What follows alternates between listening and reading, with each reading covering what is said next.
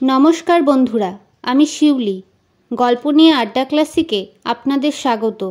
আজকে আপনাদের শোনাব শরৎচন্দ্র চট্টোপাধ্যায়ের লেখা একটি ছোট গল্প, লালুর পাঠাবলি।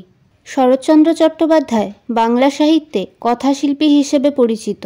বঞ্চিত, শোষিত, নিপীড়িত মানুষের দিনযাপনের সংগ্রামী ছবি আশ্চর্য সুন্দরভাবে ফুটে উঠেছে তার গল্প উপন্যাসে। প্রতিটি রচনাই অন্তর ছুঁয়ে যায়।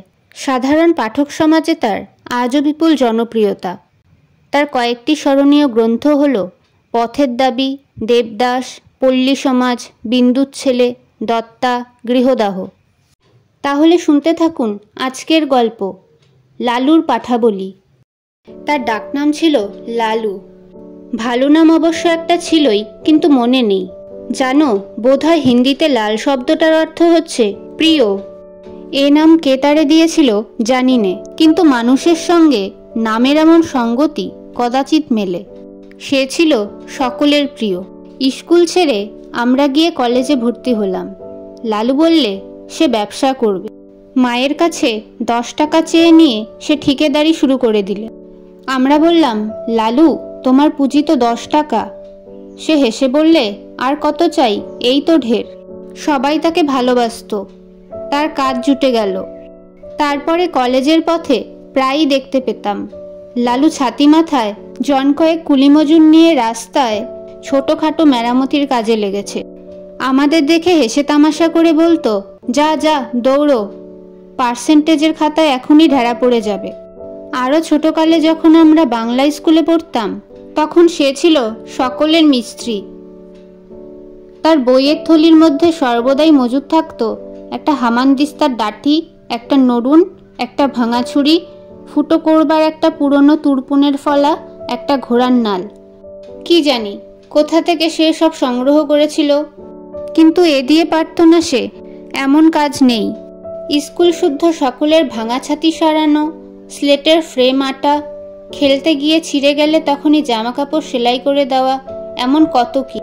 কোনো কাজে কখনো না বলতো না, আর করতেও চমৎকার। একবার ছট পরবের দিনে কয়েক পয়সার রঙিন কাগজ আর শোলা কিনে কি একটা নতুন তৈরি করে সে গঙ্গার ঘাটে বসে প্রায় 2.5 টাকার খেলনা বিক্রি করে ফেললে।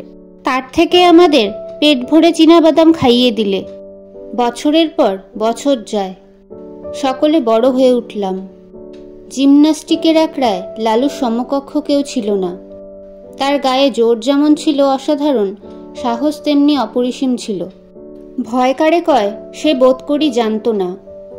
সকলের ডাকেই সে প্রস্তুত, সবার বিপদেই সে সকলের আগে এসে উপস্থিত। কেবল তার একটা মারাত্মক দোষ ছিল, কাউকে ভয় দেখাবার সুযোগ পেলে সে কিছুতে নিজেকে সামলাতে পারত না। এতে ছেলে, বুড়ো, গুরুজন সবাই তার কাছে সমান। আমরা কেউ ভেবে পেতাম না ভয় দেখাবার এমন সব অদ্ভুত ফন্দি তার মাথায় এক নিমেষে কোথা থেকে আসে। 2-1টা ঘটনা বলি। পাড়ার মনোহর চাটুর্যের বাড়ি কালী পুজো। দুপুর রাতে বলির ক্ষণ বয়ে যায়, কিন্তু কামার অনুপস্থিত। লোক ছুটল ধরে আনতে, কিন্তু গিয়ে দেখে সে পেটের ব্যথায় অচেতন। ফিরে এসে সংবাদ দিতে সবাই মাথায় হাত দিয়ে বসল। উপায়? এত রাত্রে ঘাতক মিলবে কোথায়? দেবীর পুজো পণ্ড হয়ে যায় যে। কে একজন বললে পাঠা কাটতে পারে লালু। এমন অনেক সে কেটেছে। লোক দৌড়লো তার কাছে। লালু ঘুম ভেঙে উঠে বসল। বললে, না না কি গো, দেবীর পুজোয় ব্যাঘাত ঘটলে সর্বনাশ হবে যে। লালু বললে, হয় হোক গে, ছোটবেলায় ও কাজ করেছি, কিন্তু এখন আর করব না। যারা ডাকতে এসেছিল তারা মাথা কুটতে লাগলো। আর 10-15 মিনিট মাত্র সময়, তারপরে সব নষ্ট, সব শেষ। তখন মহাকালীর কোপে কেউ বাঁচবে না। লালুর বাবা এসে আদেশ দিলেন যেতে। বললেন, ওরা নিরুপায় হয়ে এসেছেন, না গেলে অন্যায় হবে, তুমি যাও। সে আদেশ অমান্য করার সাধ্য লালুর নেই। লালুকে দেখে চাটুর্যে মশায়ের ভাবনা ঘুচল। সময় নেই। তাড়াতাড়ি পাঠা উৎসর্গিত হয়ে কপালে সিঁদুর, গলায় জবার মালা পরে হাড়ি কাঠে পড়ল। বাড়ি শুদ্ধ সকলের মা রবের প্রচণ্ড চিৎকারে নিরুপায় নিরীহ জীবের শেষ আর্তকণ্ঠ কোথায় ডুবে গেল। লালুর হাতের খড়গ নিমেষে ঊর্ধ্বর্থিত হয়ে সজোরে নামল। তারপরে বলি ছিন্ন কণ্ঠ থেকে রক্তের ফোয়ারা কালো মাটি রাঙা করে দিলে। লালু ক্ষণকাল চোখ বুজে রইল। ক্রমশ ঢাকঢোল কাশির সংমিশ্রণে বলির বিরাট বাজনা থেমে এলো। যে পাঁঠাটা অদূরে দাঁড়িয়ে কাঁপছিল, আবার তার কপালে চড়ল সিঁদুর, গলায় দুলল রাঙামালা। আবার সেই হাড়িকাঠ, সেই ভয়ঙ্কর অন্তিম আবেদন, সেই বহু কণ্ঠের সম্মিলিত মা মা ধ্বনি। আবার লালুর রক্তমাখা খাড়া উপরে উঠে চোখের পলকে নিচে নেমে এলো। পশুর দ্বিখণ্ডিত দেহটা ভূমিতলে বার কয়েক হাত পাছড়ে কি জানি কাকে শেষ নালিশ জানিয়ে স্থির হলো। তার কাটা গলার রক্তধারা রাঙামাটি আরও খানিকটা রাঙিয়ে দিলে। ধুলিরা উন্মাদের মতো ঢোল বাজাচ্ছে। উঠানে ভিড় করে দাঁড়িয়ে বহু লোকের বহু প্রকারের কোলাহল। সুমুখের বারান্দায় কার্পেটের আসনে বসে মনোহার চাটুর্যে মুদ্রিত নেত্রে ঈশ্বরনাম জপে রত। অকস্মাৎ লালু ভয়ঙ্কর একটা হুঙ্কার দিয়ে উঠল। সমস্ত শব্দসারা গেল থেমে। সবাই বিস্ময়ে স্তব্ধ। এ আবার কি? লালুর অসম্ভব বিস্ফারিত চোখের তারা দুটো যেন ঘুরছে। চেঁচিয়ে বললে, আর পাঠা কই? বাড়ির কে একজন ভয়ে ভয়ে জবাব দিলে, আর তো পাঠা নেই, আমাদের শুধু দুটো করেই বলি হয়। লালু তার হাতের রক্তমাখা খাড়াটা মাথার উপরে বার দুই ঘুরিয়ে ভীষণ কর্কশ কণ্ঠে গর্জন করে উঠল, নেই পাঠা, সে হবে না, আমার খুন চেপে গেছে, দাও পাঠা, নইলে আজ আমি যাকে পাবো তাকে ধরে নরবলি দেব। মা মা, জয় কালী বলেই একটা মস্ত লাফ দিয়ে সে হাড়ি কাঠের এদিক ওদিক গিয়ে পড়ল। তার হাতের খাড়া তখন বনবন করে ঘুরছে। তখন যে কাণ্ড ঘটল ভাষায় বর্ণনা করা যায় না। সবাই একসঙ্গে ছুটল সদর দরজার দিকে, পাছে লালু ধরে ফেলে। পালাবার চেষ্টায় বিষম ঠেলাঠেলি হুড়োমুড়িতে সেখানে যেন দক্ষযজ্ঞ ব্যাপার বেঁধে গেল। কেউ পড়েছে গড়িয়ে, কেউ হামাগুড়ি দিয়ে কারো পায়ের ফাঁকের মধ্যে মাথা গলিয়ে বেরোবার চেষ্টা করছে, কারো গলা কারো বগলের চাপের মধ্যে পড়ে দম আটকাবার মতো হয়েছে। একজন আরেকজনের ঘাড়ের উপর দিয়ে পালাবার চেষ্টায় ভিড়ের মধ্যে মুখ থুবড়ে পড়েছে। কিন্তু এসব মাত্র মুহূর্তের জন্য, তারপরেই সমস্ত ফাঁকা। লালু গর্জে উঠল, মনোহর চাটুর্যে কই? পুরুত গেল কোথায়? পুরুত রোগা লোক, সে গণ্ডগোলের সুযোগে আগেই গিয়ে লুকিয়েছে প্রতিমার আড়ালে। গুরুদেব কুশাসনে বসে চণ্ডীপাঠ করছিলেন।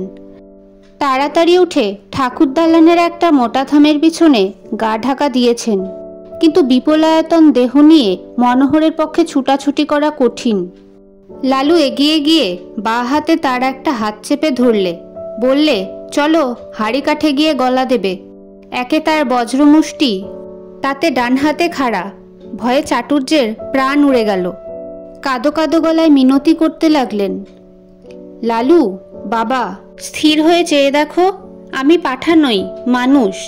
আমি সম্পর্কে তোমার জ্যাঠামশাই হই বাবা। তোমার বাবা আমার ছোট ভাইয়ের মতো। সে জানি নে, আমার খুন চেপেছে, চলো তোমাকে বলি দেব। মায়ের আদেশ। চাটুর্যে ডুকরে কেঁদে উঠলেন, না বাবা, মায়ের আদেশ নয়, কখনো নয়, মা যে জগৎজননী। লালু বললে, জগৎজননী? সে জ্ঞান আছে তোমার? আর দেবে পাঠা বলি? ডেকে পাঠাবে আমাকে পাঠা কাটতে, বলো? চাটুর্যে কাঁদতে কাঁদতে বললেন, কোনোদিন নয় বাবা, আর কোনোদিন নয়। মায়ের সম্মুখে ৩ সত্যি করছি, আজ থেকে আমার বাড়িতে বলি বন্ধ। ঠিক তো? ঠিক বাবা, ঠিক, আর কখনো না। আমার হাতটা ছেড়ে দাও বাবা, একবার পায়খানায় যাব। লালু হাত ছেড়ে দিয়ে বললে, আচ্ছা যাও, তোমাকে ছেড়ে দিলাম, কিন্তু পুরুত পালালো কোথা দিয়ে? গুরুদেব, সে কই? এই বলে সে পুনশ্চ একটা হুঙ্কার দিয়ে লাফ মেরে ঠাকুর দালানের দিকে অগ্রসর হতেই প্রতিমার পিছন ও থামের আড়াল হতে 2 বিভিন্ন গলায় ভয়ার্ত ক্রন্দন উঠল। সরু ও মোটায় মিলিয়ে সে শব্দ এমন অদ্ভুত ও হাস্যকর যে লালু নিজেকে আর সামলাতে পারলে না। হা হা হা করে হেসে উঠে দুম করে মাটিতে খাড়াটা ফেলে দিয়ে এক দৌড়ে বাড়ি ছেড়ে পালালো। তখন কারো বুঝতে বাকি রইল না খুন চাপাটাপা সব মিথ্যে, সব তার চালাকি। লালু শয়তানি করে এতক্ষণ সবাইকে ভয় দেখাচ্ছিল।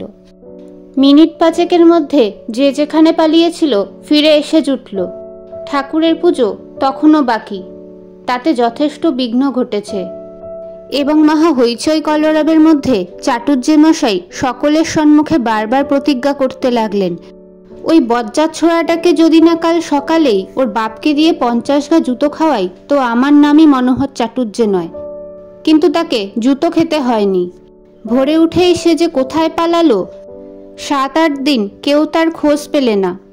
দিন 7 পরে একদিন অন্ধকারে লুকিয়ে মনোহর চাটুজ্জের বাড়িতে ঢুকে তার ক্ষমা এবং পায়ের ধুলো নিয়ে সে যাত্রা বাপের ক্রোধ থেকে নিস্তার পেলে। কিন্তু সে যাই হোক, দেবতার সামনে সত্য করেছিলেন বলে চাটুজ্জে বাড়ির কালী পুজোয় তখন থেকে পাঠাবলি উঠে গেল।